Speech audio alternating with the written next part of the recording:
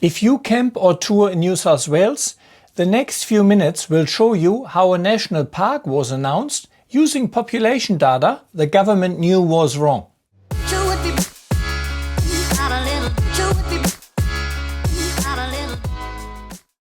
Good day, Stefan Fischer here from AllOffroad.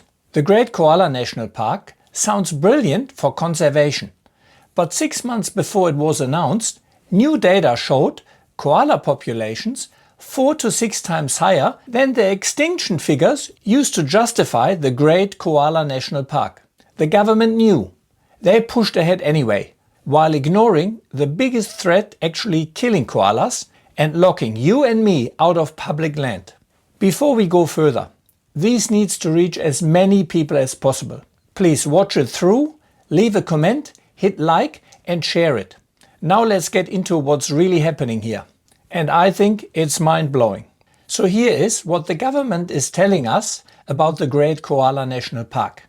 September 2025, Premier Chris Minns announced the Great Koala National Park. 176,000 hectares of state forest combined with existing national parks and reserves, creating 476,000 hectares of protected area from Campsie to Grafton. The cost? 300 to 1,000 timber jobs, depending on who is counting. Towns like Heron Creek face genuine hardship. The government committed $140 million. The industry says proper adjustment needs 215 to 302 million. That's a significant gap. However, let's have a look what's actually killing koalas.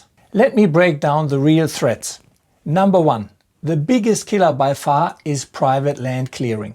3,958 hectares of koala habitat federally approved for destruction in 2025 alone. New South Wales land clearing jumped 40% in 2023. An additional 2.3 million hectares cleared through state loopholes since 2012. The Great Koala National Park addresses none of these. It only protects national parks, not private land. The second biggest killer is bushfires. Catastrophic but episodic. The park helps by creating larger refuges, but fires don't respect boundaries. And what concerns me, national parks have different hazard reduction requirements than state forests. Studies back these up. That 7-year Department of Primary Industry Studies I mentioned found significant koala population declines in national parks, attributed directly to fire management issues. Meanwhile, no significant decline from selective harvesting in well-managed state forests. From my own experience, state forests are usually much better managed for fire risk than national parks. The number 3 killer supposedly is logging on state forest. Government data shows 1,924 hectares were being actively logged within the park area. The Great Koala National Park stops these completely, protecting an estimated 10 to 14,000 koalas, roughly 20% of New South Wales' remaining population. But wait, that same 7-year Department of Primary Industry study I mentioned, it found selective harvesting had no significant effect on koala density in well-managed state forests. So we are destroying 300 to 1,000 real timber jobs to stop an activity that the government's own research shows isn't significantly harming koala populations. Go figure. The fourth biggest killer are vehicle strikes. 51% of reported koala death. But University of Queensland research is clear. This happens on sealed roads near urban areas, not on four-wheel drive tracks in remote national parks or state forests. In all of my travel, I've never seen a dead koala on any track. The fifth biggest killers are diseases and dog attacks. Primarily urban issues again. The park does nothing about either. So let's be honest. The park stops logging, protecting an estimated 10 to 14,000 koalas, but the government's own 7-year research shows selective harvesting isn't significantly harming koala populations in well-managed state forests. Meanwhile, the real threat, private land clearing, continues untouched. Nothing changes for vehicle strikes on sealed road, nothing for dog attacks or diseases. We are destroying 300 to 1,000 timber jobs and locking up 176,000 hectares of public land, affecting regional economies while leaving the actual threats completely unaddressed. Why? I guess because it's politically harder to regulate private landowners than to close gates on public forests? Here's a recreational lie. Recreational four-wheel drive use has essentially zero impact on koalas. University of Queensland and New South Wales Office of Environmental Studies shows negligible impact from responsible use in remote forests. Yet every time states' forests are converted to national parks, gates go up, tracks are closed, and within years those tracks become impassable because there is no maintenance funding. What concerns me most is these. Four-wheel drive tracks provide critical firefighting access. State forests maintain these roads for timber operations. National parks? Well, the funding isn't there. We are adding 176,000 hectares to already underfunded parks, closing tracks that providing firefighting access. More area, limited resources, restricted access, that's a recipe for disaster, and we saw that in the 2019-2020 bushfires in New South Wales. There's also a tourism fantasy going on. The government projects $1.18 billion in tourism over 15 years with 9,810 new jobs. Sounds impressive until you examine it. These projections come from a 2021 University of Newcastle report that's never been peer-reviewed. The job figures are heavily front-loaded, with temporary park establishment work, not ongoing tourism jobs. The government commissioned new assessments from KPMG and Mandala Partners, but won't release them, citing cabinet confidentiality. Let's be real, if the numbers were good, they are publishing them everywhere. The fundamental flaw, as I see it, is this.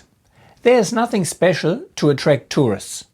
Port Macquarie's Koala Hospital, 30 minutes south, attracts over 100,000 visitors annually. Why? Guaranteed koala sightings, active treatment, breeding programs, free entry. The Great Koala National Park offers forest where you might see a koala if you are lucky. Wild koalas are nocturnal, sleep 20 hours a day and live in trees. The area already connects existing popular parks. Converting state forests between them doesn't create new attractions. However, as I see it, there is a bigger pattern at work here. New South Wales National Parks is trialling the park's EcoPass system, allowing private businesses to book blocks of campsites for commercial operations, initially affecting 6% of campsite, but once that door opens, where does it stop? I made a separate video about that, make sure to check it out. Meanwhile, significant fee increases, tiered pricing, cancellation penalties. Their solution to ghost booking isn't improving the system, it's raising prices. Again, I made a separate video about that, please check it out. In my opinion, all these changes will severely hurt Australian tourism long term. The sentiment on social media is already overwhelmingly negative. These doesn't stay local. People researching trips from overseas see these discussions. Fee increases up to 600%. Campgrounds handed to commercial operators. Responsible users locked out of public land. Once Australia gets a reputation as expensive, restrictive and commercialized, it will take years to reverse. According to my research, the numbers don't add up. And I reckon this is where it gets outrageous. May 2025, CSIRO's National Koala Monitoring Program released revised estimates. 3,908,000 to 569,000 koalas in New South Wales, ACT and Queensland. National total reaches 701,000 to 950,000 koalas. That's 4 to 6 times higher than the March 2024 estimate of 95,000 to 238,000. And that was used to justify the endangered listing and the 2020 parliamentary inquiry warning of extinction by 2050. CSIRO states these changes don't indicate actual population changes, but rather more data and refined modeling. The koalas were always there, we just weren't counting them properly. It gets worse though. New South Wales Department of Primary Industries commissioned a 7-year study with GPS-tracked koalas across 224 sites. And they found no significant decline from selective harvesting in well-managed state forests. However, significant declines were observed in national parks, attributed to fire management issues. But the Department of Environment has ignored this research for over 5 years.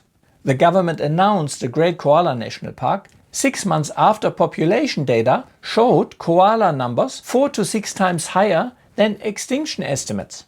They commissioned new economic assessments but won't release them. If koala populations are 4 to 6 times higher than we thought, and government research shows that selective harvesting doesn't significantly harm koala populations, then why destroy 300 to 1,000 timber jobs and lock up 176,000 hectares? And on top of that, restrict recreational access that has zero impact, while leaving 2.3 million hectares of private land clearing, which really does kill koalas, completely untouched. Is this genuine conservation based on the best available science? Or is it politics avoiding the harder tasks of regulating private land clearing while locking gates on public land? Let's have a look over the border to Victoria. They recently released its response to the Great Outdoors Task Force. They scraped the Great Forest National Park proposal, but only after a massive community outcry. Instead of locking people out, they are now investing $30 million in a different approach. Resetting management for state forests, working with communities, driving recreation and tourism in regional economies. Keeping forests open and accessible while protecting the environment. Making camping free or half price. Same country, two completely different approaches. One state listened to the community backlash and changed course. The other is pushing ahead regardless. So what should actually happen? Genuine koala conservation means addressing private land clearing. Strengthen the EPBC Act to close loopholes. Provide the full 215 to 302 million needed for proper community transitions if they decide to stop logging. Maintain hazard reduction programs and keep four-wheel drive tracks open for recreational and firefighting access. Tackle vehicle strikes where they happen on sealed roads near urban areas. Roll out disease management and vaccination programs. Keep camping affordable. Stop handing public campgrounds to commercial operators. Support regional tourism that benefits local communities, not city operators. I'm all for conservation, but it shouldn't mean exclusion. It shouldn't mean commercial operators get preferential booking rights. And it shouldn't mean only wealthy tourists can afford these experiences. National parks belong to all of us.